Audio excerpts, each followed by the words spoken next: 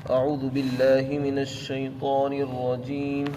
بسم الله الرحمن الرحيم.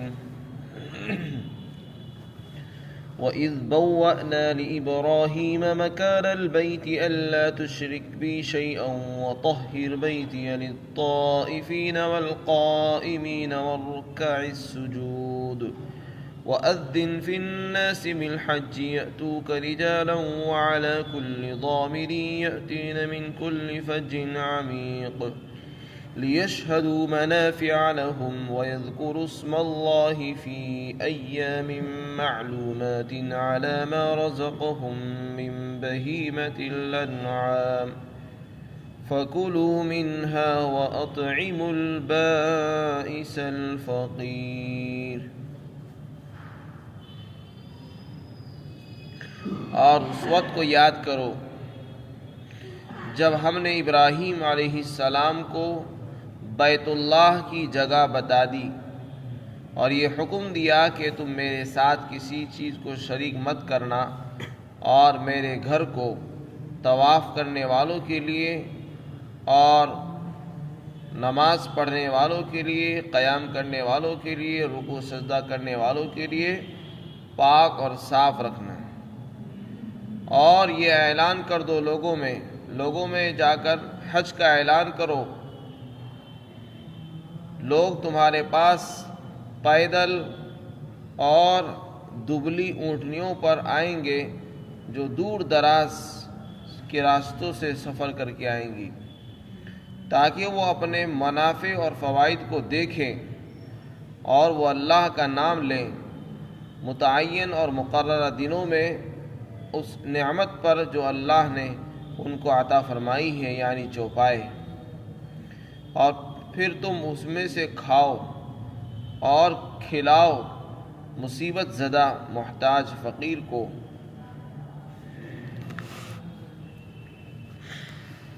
اس سے پہلی آیات میں اللہ رب العزت نے ایمان والوں کے لیے فضائل بیان کیے اور مشرکین کی تردید فرمائی کہ جو لوگ بیت اللہ کے اندر، حرم پاک کے اندر کوئی الحاد اور بے دینی کا کام کرے گا، ظلماً ایسا کرتا ہے تو ہم اسے دردناک عذاب کا مزہ چکھائیں گے.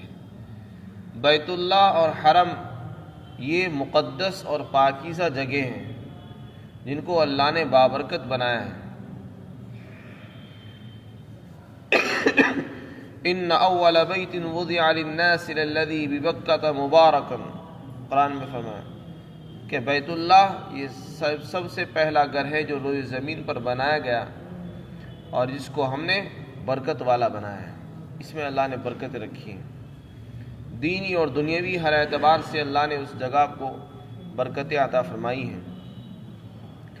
اس مقدس اور پاکیزہ سرزمین پر بے دینی کے کام ہوں یہ کسی طرح زیب نہیں دیتا. اور پھر خاص طور سے اس جگہ کے تقدس کو بیان فرمایا کہ یہ جگہ مقدس ہے. کیوں؟ فرمایا یہ جگہ وہ جگہ ہے جس کا انتخاب حضرت ابراہیم علیہ السلام نے فرمایا تھا. حضرت ابراہیم علیہ السلام اپنے وطن سے ملک شام تشریف لائے. ملک شام سے پھر ہجرت کا حکم ہوا تو خانہ کعبہ کے قریب آپ نے اپنی اہلیہ محترمہ اور اپنے بیٹے اسماعیل کو چھوڑا تھا اور چھوڑ کر ان کو واپس چلے گئے. تو یہی وہ سرزمین ہے جہاں پر حضرت ابراہیم علیہ السلام تشریف لائے اور انہوں نے یہاں رہ کر دعائیں کی. اور بیت اللہ کی جو تعمیر ہوئی ہے، تعمیر نو، وہ انہوں نے ہی فرمائی تھی. اس لیے اس سرزمین کو ایک تقدس حاصل ہے اور ایک نسبت حاصل ہے حضرت ابراہیم علیہ السلام سے بھی. اور ابراہیم وہ ہے جن کو تم بھی اپنا بڑا مانتے ہو. تو مکہ والوں کو یاد دلایا جا رہا ہے تقدس کو کہ دیکھو اس سرزمین پر رہ کر تم گناہ کے کام مت کرنا. یہ وہ سرزمین ہے جس کی نسبت ابراہیم کے ساتھ جڑی ہوئی ہے اور ابراہیم کو تم بھی اپنا بڑا مانتے ہو اور جن کا تم بھی احترام کرتے ہو. انہوں نے کبھی شرک نہیں کیا، تم شرک کرو گے اس کا مطلب یہ ہوگا کہ تم ابراہیم کی شریعت پر نہیں چلتے ہو اور ان کے دین سے ہٹے ہوئے. فرمایا حضرت ابراہیم علیہ السلام کو ہم نے اس کی رہنمائی فرمائی تھی اور انہوں نے خانہ کعبہ کی تعمیر فرمائی۔ یہ تو اس کی مناسبت اور ربط تھا۔ یہاں پر اللہ نے فرمایا کہ ابراہیم علیہ السلام کو ہم نے بتا دیا، بیت اللہ کا پتہ بتایا۔ اس کا کیا مطلب ہے؟ اس کے لیے ہمیں پس منظر میں جانا ہوگا۔ بیت اللہ سب سے پہلے فرشتوں نے بنایا، اس کے بعد حضرت آدم علیہ السلام نے اس کی تعمیر فرمائی۔ مختلف دور میں اس کی تعمیریں ہوتی رہی ہیں، ہر دور میں نئے نئے لوگوں نے اس کو بنایا ہے۔ سب سے پہلے فرشتوں نے اس کی تعمیر کی، پھر وہ اس کی دیواریں جب مسمار ہو گئی تو آدم علیہ السلام نے اس کی تعمیر فرمائی۔ حضرت آدم علیہ السلام کے بعد جب طوفان نوح آیا، حضرت نوح علیہ السلام کے زمانے میں جب طوفان آیا تو اس کی دیواریں مسمار ہو گئی، پوری دنیا میں پانی آ گیا، تو پانی کی وجہ سے دیواریں گر گئی اور جو اس کی بنیادیں تھیں وہ بنیادیں چھپ گئی، مٹی کے اندر دب گئی اور دیکھنے سے معلوم نہیں ہوتا تھا کہ یہ بیت اللہ ہے، بالکل زمین کے برابر ہو گیا۔ وہ کوئی یہ نہیں کہہ سکتا تھا کہ یہ خانہ کعبہ ہے، یہاں پر بیت اللہ ہے، کسی کو اس کا نشان اور نام معلوم نہیں تھا کہ خانہ کعبہ کہاں ہے، اس لیے کہ طوفان اس طرح آیا کہ لوگوں کو پتہ ہی نہیں چلا کہاں۔ جب حضرت ابراہیم علیہ السلام تشریف لائے اور اللہ کی طرف سے تکوینی طور پر ان کو وہاں پر بسایا گیا، تو اللہ نے اپنے حبیب اور خلیل اللہ کو حکم دیا کہ تم میرا گھر بناؤ۔ اب گھر کہاں بنائے؟ ابراہیم علیہ السلام کو تو معلوم ہی نہیں کہاں بنائے، اللہ نے اس کا اشارہ فرمایا، اس کے لیے ہوائیں چلائی گئی، تیز تند ہوائیں چلی جس سے وہاں سے مٹی اس کی ہٹی اور اس کے اوپر سے جو گرد و غبار بیٹھا ہوا تھا وہ ہٹ گیا اور اس کی بنیادیں ابھر کر سامنے آ گئی، اور پھر ان کو حکم دیا کہ دیکھو یہ بنیادیں ہیں، ان بنیادوں پر مکان تعمیر کرو۔ تو حضرت ابراہیم علیہ السلام نے وہاں پر تعمیر شروع فرمائی۔ تو ابراہیم علیہ السلام کا جہاں بھی ذکر آتا ہے کہ بیت اللہ کو تعمیر کیا، یہ بعد کی تعمیر ہے، تعمیر تو پہلے سے بھی ہوتی چلی آ رہی تھی، لیکن چونکہ وہ منہدم ہو گیا تھا، اس کی بنیادیں موجود تھیں، بنیادوں کو دوبارہ سے اٹھایا گیا، جس کا ذکر دوسری سورت میں سورہ بقرہ کے اندر بھی آیا، وَإِذْ يَرْفَعُ إِبْرَاهِيمُ الْقَوَاعِدَ مِنَ الْبَيْتِ وَإِسْمَاعِيلُ۔ ابراہیم علیہ السلام اس وقت کو یاد کرو جب حضرت ابراہیم بیت اللہ کی بنیادوں کو اٹھا رہے تھے، بنیادیں پہلے سے تھی، ان کے اوپر تعمیر کر رہے تھے اور دیواریں اٹھا رہے تھے، چنانچہ انہوں نے اس پر تعمیر فرمائی ہے۔ جب اللہ کی طرف سے ان کو حکم ملا تو انہوں نے اپنے بیٹے سے کہا کہ مجھے میرے رب نے حکم دیا بیت اللہ کا۔ بیٹے نے بھی رضامندی ظاہر فرما دی کہ آپ کے رب نے جو حکم دیا آپ اس کو کریے۔ ابراہیم علیہ السلام نے فرمایا کہ میری آپ مدد کریں، چنانچہ وہ اس کے لیے تیار ہو گئے۔ حضرت ابراہیم علیہ السلام کے بیٹے اسماعیل پتھر لایا کرتے تھے اٹھا کر، اور حضرت ابراہیم علیہ السلام تعمیر فرمایا کرتے تھے، دونوں باپ بیٹوں نے بیت اللہ کو تعمیر فرمایا، اور مقام ابراہیم اس پر آپ کھڑے ہو جاتے تھے، جب دیواریں بلند ہو گئی تو آپ اس پر کھڑے ہو جاتے، وہ خود بخود اوپر ہوتا چلا جاتا تھا یہاں تک کہ بیت اللہ مکمل ہو گیا۔ حضرت ابراہیم علیہ السلام نے اور ابراہیم علیہ السلام نے، اسماعیل علیہ السلام نے، دونوں نے دعائیں فرمائی، جن کا ذکر سورہ بقرہ کے اندر آیا، ربنا تقبل منا انک انت السمیع العلیم، اے پروردگار ہماری طرف سے اس محنت کو قبول فرما، جو ذمہ داری آپ نے ہمارے سپرد فرمائی ہے ہم نے اس کو ادا کیا ہے، لیکن آپ قبول فرمانے والے، آپ اس کو قبول فرمائیں۔ ربنا وجعلنا مسلمین لک ومن ذریتنا امۃ مسلمۃ لک، اے اللہ ہمیں فرما بردار بنا اور ایک امت ایسی پیدا فرما جو آپ کی فرما برداری کرتی ہو۔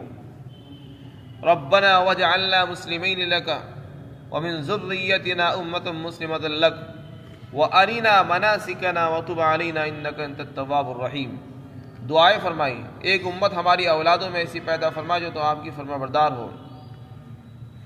اور یہ بھی دعا فرمائی اس وقت، اے اللہ ہماری نسل کے اندر ایک نبی پیدا فرما، ربنا وابعث فیہم رسولا منہم یتلو علیہم آیاتک، ایک ایسا رسول بھی بھیج دے ہماری اس نسل کے اندر جو ان پر قرآن کی تیری آیتوں کی تلاوت کرنے والا ہو، ان کو کتاب کی سنت کی تعلیم دیتا ہو اور ان کے دلوں کو گندگیوں سے، کفر اور شرک سے پاک کرتا ہو۔ چنانچہ یہ دعا حضرت ابراہیم علیہ السلام نے مانگی تھی، جو اللہ نے اپنے حبیب کی شکل میں پوری فرمائی، اور حضرت محمد صلی اللہ علیہ وسلم آخر میں تشریف لائے، آپ جو ہے حضرت ابراہیم کی دعا کا صلہ ہے۔ یہ اس وقت مانگی گئی دعا تھی۔ تو حضرت ابراہیم علیہ السلام نے اس مکان کو تعمیر فرمایا، اسی کا بیان ہے کہ دیکھو ہم نے ابراہیم کو اس جگہ کا پتہ بتایا تھا، تو اس سے اس کے تقدس کا پتہ چلتا ہے کہ یہ مقدس جگہ ہے، اور یہاں پر ہم نے ابراہیم کو بھی شرک سے منع کیا تھا، اور تم شرک کرو گے یہ کسی طرح جائز نہیں ہوگا۔ ہم نے حکم دیا تھا کہ تم شرک مت کرنا، وہاں پر کسی چیز کو شریک نہ کرنا، اور میرے گھر کو پاک رکھنا۔ میرے گھر سے مراد ہے بیت اللہ کو پاک رکھنے کا حکم ہے۔ بیت اللہ کو جہاں پاک رکھنے کا حکم دیا، اس کے اندر مسجد حرام جو اس کے آس پاس کا علاقہ ہے جس کو مسجد حرام کہتے ہیں، اس کے پاک رہنے کا حکم بھی اس میں شامل ہے، اس لیے کہ طواف اور نماز جو پڑھی جاتی ہے وہ مسجد حرام ہی میں ہوتی ہے اور اس کے ارد گرد ہی پڑھی جاتی ہے، اس لیے بیت اللہ کی پاکی کا جہاں حکم ہے اس میں مسجد کی پاکی بھی شامل ہے۔ اب پاکی سے کیا مراد ہے؟ پاکی دو طرح کی ہوتی ہے، باطنی پاکی اور ظاہری پاکی۔ بیت اللہ کو باطنی پاکی بھی مطلوب ہے، یعنی اس کو باطنی چیزوں سے بھی پاک رکھیں۔ باطنی سے مراد ہے اندر کی گندگیاں، کفر کی، شرک کی، بد اعتقادی والی گندگی، بدعات اور خرافات، اسی طرح جھوٹ، فریب، دھوکہ۔ وہ ایسی مقدس سرزمین ہے، مقدس جگہ ہے کہ وہاں تو نہ کوئی شرک کا کام کیا جائے، نہ کفر کیا جائے، نہ جھوٹ بولا جائے، نہ دھوکہ دیا جائے، اور نہ کسی کے ساتھ ظلم و نہ انصافی کی جائے۔ اور ظاہری گندگی یہ ہے کہ وہاں پر غلاظت، نجاستیں نہ ڈالی جائیں، بلکہ اس کو نجاستوں سے، ظاہری گندگی سے، پیشاب پاخانے سے اور گندگی ناپاکی کی حالت میں وہاں جانے سے اس کو دور رکھا جائے اور اس کو پاک رکھا جائے۔ تو اس کو ہر قسم کی گندگی سے پاک رکھنے کا حکم ہے، ظاہری بھی اور باطنی گندگیوں سے بھی۔ وطہر بیتی، یہی وجہ ہے کہ نماز پڑھی جاتی ہے، بغیر نماز بھی بغیر پاکی کے جائز نہیں، طواف بھی بغیر وضو کے، بغیر طہارت کے جائز نہیں۔ وطہر بیتی للطائفین، فرمایا میرے گھر کو کس کے لیے پاک کرنا ہے؟ طواف کرنے والوں کے لیے، اور قیام کرنے والوں کے لیے، رکوع کرنے والوں کے لیے، سجدہ کرنے والوں کے لیے۔ قائمین قیام کرنے والے کو کہتے ہیں، اور علماء نے لکھا ہے اس کے معنی ٹھہرنے والے کی بھی آتے ہیں۔ جو لوگ وہاں آ کر قیام کرتے ہیں ان کے معنی میں بھی ہے، یہ جو وہاں کے باشندے ہیں ان کے لیے بھی ہے، کیونکہ سورہ بقرہ کے اندر ہے والعاکفین، عاکفین کہتے ہیں وہاں کے رہنے والے لوگ۔ اور حضرت عطا فرماتے ہیں اس سے مراد ہے جو لوگ باہر سے سفر کر کے آ کر وہاں ٹھہرتے ہیں، وہ لوگ مراد ہے، ان کے لیے آپ اس کو صاف رکھو۔ اور عاکفین کے معنی اعتکاف کرنے والے کی بھی آتے ہیں، جو لوگ اعتکاف کریں، مسجد میں آ کر نماز پڑھیں، رکوع سجدہ کرتے ہو، طواف کرنا چاہتے ہیں، ان کے لیے اس گھر کو بالکل صاف ستھرا رکھو، کسی قسم کی اس میں گندگی نہیں ہونی چاہیے۔ چنانچہ اس وقت سے لے کر آج تک، جب سے مکہ فتح ہوا ہے، آج تک بیت اللہ کے دروازے کھلے ہوئے ہیں، جو بھی آتا ہے نماز پڑھتا ہے، طواف کرتا ہے، ذکر کرتا ہے، اعتکاف کرتا ہے، 24 گھنٹے اس کے دروازے کھلے رہتے ہیں، کبھی بند نہیں ہوتے۔ طواف ایک ایسی عبادت ہے جو ہر وقت ہوتی ہے، صرف جب نماز کھڑی ہوتی ہے، فرض نمازیں ہوتی ہیں، بس اس وقت طواف رکتا ہے، اور جیسے امام صاحب سلام پھیرتے ہیں پھر طواف شروع ہو جاتا ہے۔ طواف مسلسل جاری ہے، ہر وقت چل رہا ہے، رات ہو دن ہو، ہر وقت بیت اللہ کا لوگ طواف کرتے رہتے ہیں۔ اور یہ ایک ایسی عبادت ہے جو وہیں پر ہو سکتی ہے، کسی دنیا میں کسی علاقے میں نہیں ہوتی۔ تو اس لیے علماء نے لکھا ہے کہ جس آدمی کو اللہ تعالیٰ وہاں جانے کی سعادت نصیب فرمائے اس کو زیادہ سے زیادہ طواف کرنا چاہیے، کیونکہ دوسرے کام تو یہاں آ کر بھی کر سکتے ہیں، گھومنا یہاں بھی ہو سکتا ہے، نوافل یہاں بھی آ کر پڑھ سکتے ہیں، آپ دوسرے عباداتیں یہاں بھی کر سکتے ہو، لیکن طواف یہاں رہ کر نہیں کر سکتے۔ تو ایک طواف تو وہ ہوتا ہے جو حج میں کیا جاتا ہے، ایک طواف وہ ہوتا ہے جو عمرے میں ہوتا ہے، ایک طواف قدوم ہوتا ہے، طواف وداع ہوتا ہے، طواف زیارت ہوتے ہیں۔ لیکن ویسے بھی اگر 7 چکر لگا دیے جائے تو وہ بھی ثواب سے خالی نہیں ہے، اس کی بھی بڑے فوائد ہیں اور اجر و ثواب ہیں۔ یعنی اگر عمرہ اور حج بھی نہ کر رہا ہو ویسے ہی نفلی طواف بھی مشروع ہے۔ وَأَذِّنْ فِي النَّاسِ بِالْحَجِّ،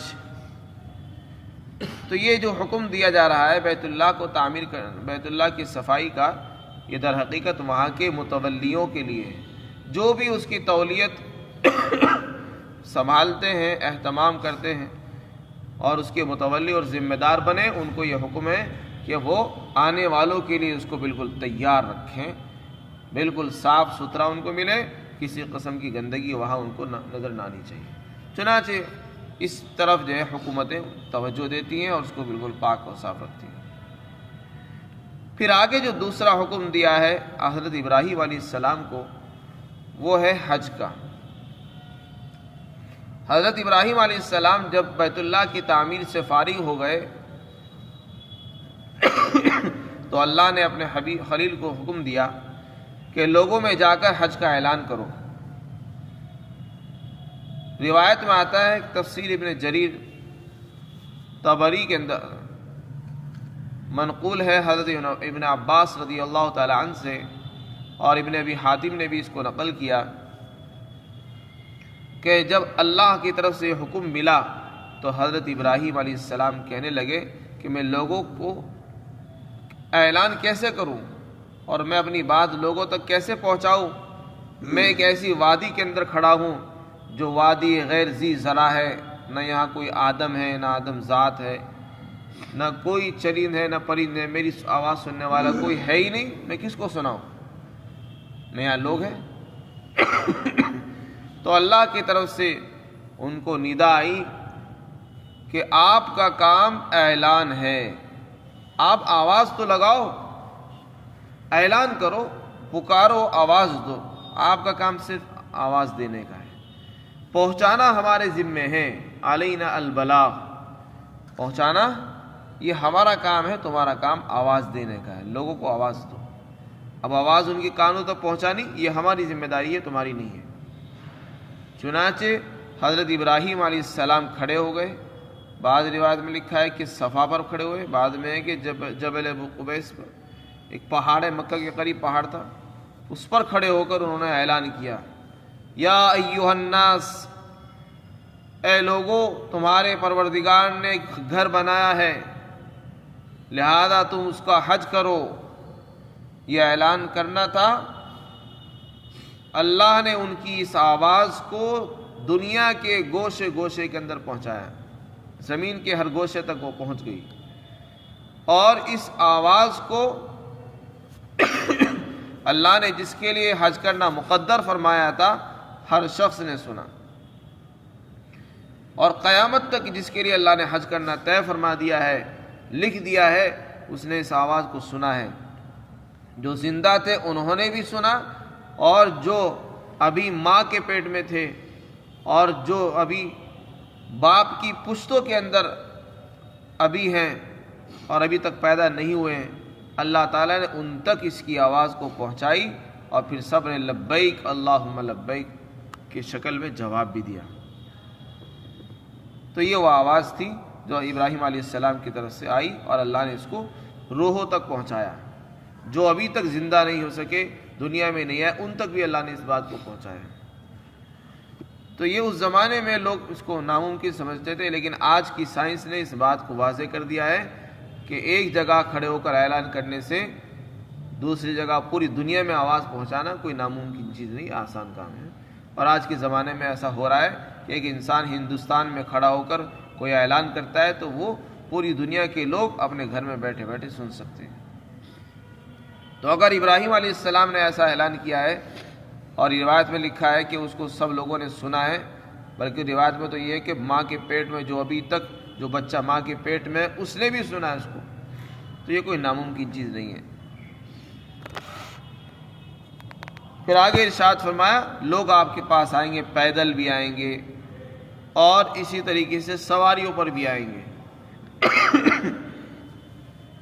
دور دراز راستوں سے سفر کر کے آئیں گے، کچھ پیدل آئیں گے، کچھ اپنی سواریوں سے، اور سواریاں بھی بالکل دبلی پتلی ہو چکی ہوں گی تھکان کی وجہ سے اور لمبے سفر کی وجہ سے آئیں گے۔ وَأَذِّنْ فِي النَّاسِ، اور آپ لوگوں میں اعلان کرو حج کا، لوگ آئیں گے آپ کے پاس پیدل اور دبلی پتلی اونٹنیوں پر سوار ہو کر، جو دور دراز راستوں سے چل کر آئیں گی، تاکہ وہ مشاہدہ کریں اپنے منافع کا۔ جب لوگ وہاں پر آئیں گے تو ان کو وہاں فائدے ملیں گے۔ یہاں منافع سے مراد ہے دینی اور دنیاوی منافع۔ جو لوگ حج کرنے کے لیے آتے ہیں ان کو وہاں آ کر دنیاوی فائدے بھی ملتے ہیں اور دینی فائدے بھی۔ اللہ راضی ہوتا ہے، سب سے بڑا فائدہ تو یہ کہ اللہ راضی ہوتا ہے، گناہ معاف ہوتے ہیں، انسان ایسے پاک صاف ہو جاتا ہے جیسے کہ ماں کے پیٹ نے اس کو آج ہی جنا ہے، اور دنیاوی فوائد بھی ہوتے ہیں، اللہ کی بہت سی نعمتیں وہاں اس کو ملتی ہیں جو کہیں نہیں ملتی، اور وہاں کے لوگوں کا فائدہ بھی ہوتا ہے، ان کے کاروبار چلتے ہیں، اور حاجیوں کا بھی فائدہ ہوتا ہے۔ تو دونوں کے منافع اللہ نے جوڑ رکھی ہیں۔ پھر آگے فرمایا تاکہ وہ اللہ کا ذکر کریں۔ جب لوگ حج کرنے کے لیے آتے ہیں تو اللہ کا نام لیتے ہیں، ذکر اللہ کرتے ہیں متعین اور مقررہ دنوں کے اندر۔ مقررہ دنوں سے مراد ہے ذی الحجہ کے شروع کے 10 دن، پہلی تاریخ سے لے کر 10 تاریخ تک کے جو دن ہیں ان کو ایام معلومات کہا گیا ہے۔ یہ انتہائی مقدس دن ہے، حدیث پاک کے اندر آتا ہے جو عمل اللہ کو ان دنوں میں پسند ہے وہ کسی اور دن میں پسند نہیں ہے۔ یہ اتنے مقدس دن ہے، انسان اگر کوئی بھی نیک عمل کرے گا اللہ کو وہ زیادہ محبوب ہے دوسرے دنوں کے مقابلے میں۔ اور بعض علماء نے لکھا کہ اس سے یوم النحر اور 11-12 تاریخ مراد ہیں، 10 اور 11 اور 12 جو ایام النحر کہلاتے ہیں، قربانی کے دن کہلاتے ہیں، جو کہ اس میں جانوروں کو ذبح کیا جاتا ہے اور اللہ کا نام لیا جاتا ہے، اللہ اکبر پڑھا جاتا ہے، تکبیر تشریق پڑھی جاتی ہے، اور تکبیر ہوتی ہے، تحلیل ہوتی ہے، تحمید ہوتی ہے، اس لیے وہ مراد ہے۔ فی ایام معلومات علی ما رزقہم من بہیمۃ الانعام، اللہ نے ان کو جو دیا ہے، جو نعمت عطا فرمائی ہے، یعنی چوپائے، ان پر اللہ کا نام لیں۔ چوپاؤں پر اللہ کا نام لینے کا مطلب یہ ہے جب وہ ان کو ذبح کریں گے تو اللہ کا نام لیں گے، ذکر اللہ کریں گے۔ اللہ نے جو ان کو نعمت عطا فرمائی ہے ہدی کی شکل میں، جانوروں کی شکل میں، جب انسان جانور لیتا ہے قربانی کے لیے تو اس کو پالتا ہے، اس پر اللہ کا شکر ادا کرتا ہے، تو فرمایا اس اللہ کا شکر ادا کریں گے وہ، اللہ نے ہمیں جانور دیا ہے قربانی کے لیے، اس پر اللہ کا نام لیتے ہیں، اس کی تیاری کرتے ہیں، اس کو کھلاتے ہیں، تو یہ سب اجر و ثواب میں لکھا جاتا ہے۔ بہیمۃ الانعام سے مراد ہے چوپائے، 4 پیر والے جانور، یعنی بکری، گائیں، بیل، اونٹ، اونٹنی، دمبا اور بھیڑ وغیرہ، یعنی وہ جانور جن کی قربانی جائز ہے۔ جانور تو بہت ہوتے ہیں، ہر جانور کی قربانی جائز نہیں ہوتی، جن کی قربانی جائز ہے وہ مراد ہیں، یعنی ان جانوروں پر اللہ کا نام لیں۔ ہدی، جو جانور قربانی حج کے دنوں میں قربان کیے جاتے ہیں اور حاجی ان کو قربانی کے طور پر لاتے ہیں، اس کو ہدی کہتے ہیں۔ وہ قربانی حاجیوں پر کبھی واجب ہوتی ہے، کبھی نہیں ہوتی۔ جو لوگ حج قران اور حج تمتع کرتے ہیں، حج 3 طرح کا ہوتا ہے، ایک حج قران ہوتا ہے، ایک حج تمتع ہوتا ہے، ایک حج افراد ہوتا ہے۔ جو لوگ حج قران اور تمتع کرتے ہیں ان پر قربانی کرنا واجب ہوتا ہے، اور جو حج افراد کرتے ہیں ان پر قربانی کرنا مستحب ہے، فرض نہیں ہوتا۔ حج قران وہ کہلاتا ہے کہ ایک آدمی حج اور عمرے دونوں کا احرام باندھ کر یہاں سے نکلے، جب میقات سے احرام باندھے، جہاں حج کا احرام باندھا جاتا ہے وہ جگہ جب مکہ میں داخل ہوتے ہیں، مکہ میں داخل ہونے سے پہلے کچھ جگہ آتی ہے اور اس کو میقات کہتے ہیں، وہاں اعلان کر دیا جاتا ہے کہ میقات آ رہی ہے، احرام باندھ لو۔ تو جب آدمی احرام باندھے تو دونوں چیزوں کا احرام ایک ساتھ باندھے، عمرے کا بھی اور حج کا بھی، اور پھر دونوں کام کرے کہ احرام کے اندر، اس کو حج قران کہتے ہیں۔ اور ایک ہوتا ہے حج تمتع۔ حج تمتع کا مطلب یہ ہے کہ آدمی جب میقات سے داخل ہو اندر تو پہلے عمرے کا احرام باندھے، جا کر عمرہ ادا کرے اور پھر احرام کھول دے۔ پھر جب حج کا زمانہ آئے، یعنی 8 تاریخ آتی ہے، تو 8 تاریخ میں مسجد عائشہ جاتے ہیں لوگ، مسجد عائشہ سے حج کا احرام باندھتے ہیں الگ سے، دوسری مرتبہ حج کا احرام باندھے، پھر حج کے ارکان ادا کریں۔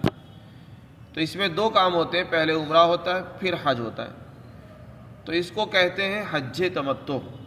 ایک ہی سفر میں اللہ نے 2 نعمتیں عطا فرمائی اور 2 کام ہم نے ادا کیے ہیں، اس پر قربانی کرنا واجب ہو جاتا ہے۔ اور ایک ہوتا ہے کہ ایک آدمی سیدھا حج کا احرام باندھے اور جا کر حج کرے اور وہ آ جائے، اس کو کہتے ہیں حج افراد۔ اس پر قربانی واجب نہیں ہوتی، اگر یہ قربانی کرنا چاہے تو مستحب ہے، اس کو اجر و ثواب ملتا ہے۔ تو ایک قربانی تو وہ ہوتی ہے جو حج میں ہوتی ہے، حج کرنے کی وجہ سے واجب ہو جاتی ہے۔ ایک قربانی وہ ہوتی ہے جو مالدار پر واجب ہوتی ہے، وہ الگ قربانی ہے۔ اگر حاجی مالدار ہے تو اس پر دوسری قربانی مال کی وجہ سے بھی واجب ہوگی، اور ایک قربانی حج کی وجہ سے واجب ہوتی ہے۔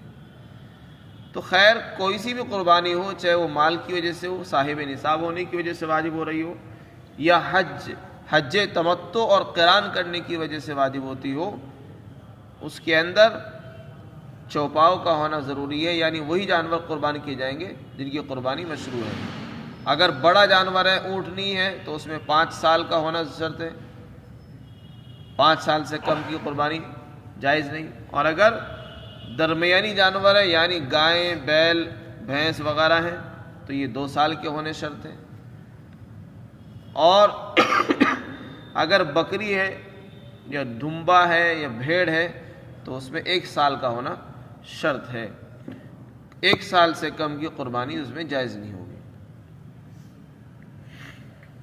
اور کسی قسم کے عیب سے وہ خالی ہو، اس کا کان نہ کٹا ہو اور ناک نہ کٹی ہوئی ہو وغیرہ، سینگ نہ ٹوٹا ہوا ہو، یعنی ہر قسم کے عیب سے وہ ساری چیزیں پاک ہونی چاہیے، وہ تمام شرائط اس میں ہونی ضروری ہے۔ فرمایا علی ما رزقہم من بہیمۃ الانعام، اللہ نے ان کو جو عطا فرمایا اس میں سے کھائیں، فکلوا منہا، اور اس میں سے کھاؤ، کھلاؤ مصیبت زدہ فقیر کو۔ جو حج کے دنوں میں قربانیاں ہوتی ہیں، چاہے وہ حج تمتع کی ہو، قران کی ہو یا افراد کی ہو، تو اس قربانی میں سے سب کھا سکتے ہیں، مالدار بھی کھا سکتا ہے، غریب بھی کھا سکتا ہے، انسان خود بھی کھا سکتا ہے اور اپنے گھر والوں کو بھی کھلا سکتا ہے۔ کچھ قربانیاں حج کے زمانے میں وہ ہوتی ہیں جو حج کی وجہ سے نہیں ہوتی بلکہ کسی جرم کی وجہ سے ہوتی ہے، جیسے کسی آدمی نے کوئی واجب چھوڑ دیا یا کسی واجب کے اندر تقدیم اور تاخیر کر دیا، آگے پیچھے کر دیا، تو اس کی وجہ سے دم جنایت لازم ہوتا ہے۔ جنایت کا دم یعنی جرم، آپ نے غلطی کی، اس کی وجہ سے آپ کو 1 جانور قربان کرنا پڑے گا، یعنی 1 بکری۔ جیسے نماز میں غلطی ہو جاتی ہے تو آدمی سجدہ سہو کرتا ہے، لیکن اگر حج میں غلطی ہو جائے تو وہاں 1 بکری ذبح کرنی پڑتی ہے۔ کوئی واجب چھوٹ گیا یا واجب آگے پیچھے ہو گیا، مثلا پہلے قربانی کی جاتی ہے، اس کے بعد بال کاٹے جاتے ہیں، کسی نے پہلے بال کٹوا لیے پھر قربانی کرتا ہے، تو اسی عمل کی وجہ سے 1 اور قربانی واجب ہو جائے گی، اس کو کہتے ہیں دم جنایت۔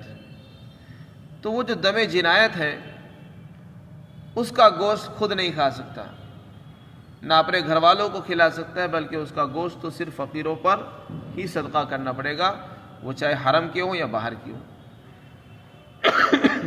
اسی طرح ایک قربانی وہ ہوتی ہے جو احصار کے اندر واجب ہوتی ہے، مثلا کوئی آدمی عمرے کا یا حج کا احرام باندھ کر نکل گیا، راستے میں دشمن نے اس کو روک دیا یا کوئی ایسا عذر پیش آ گیا، بیماری پیش آ گئی کہ وہ اس کے لیے وہاں جانا مشکل ہو گیا، اس نے اپنا ارادہ ہی ختم کر دیا اور واپس گھر آ گیا، حالانکہ وہ احرام باندھ چکا تھا اور میقات میں بھی داخل ہو گیا تھا، پھر بھی واپس آ گیا، تو ایسی صورت کے اندر شریعت یہ کہتی ہے کہ اب ان کو ایک جانور ذبح کرنا پڑے گا، تب جا کے ان کا احرام کھلے گا، اس کو دم احصار کہتے ہیں، اور وہ جانور بھی مکہ بھیجنا پڑے گا تاکہ وہاں کسی کو کہے، کسی کو وکیل اور ذمہ دار بنائے تاکہ وہ اس کی طرف سے وہ جانور ذبح کر دے حرم کے اندر۔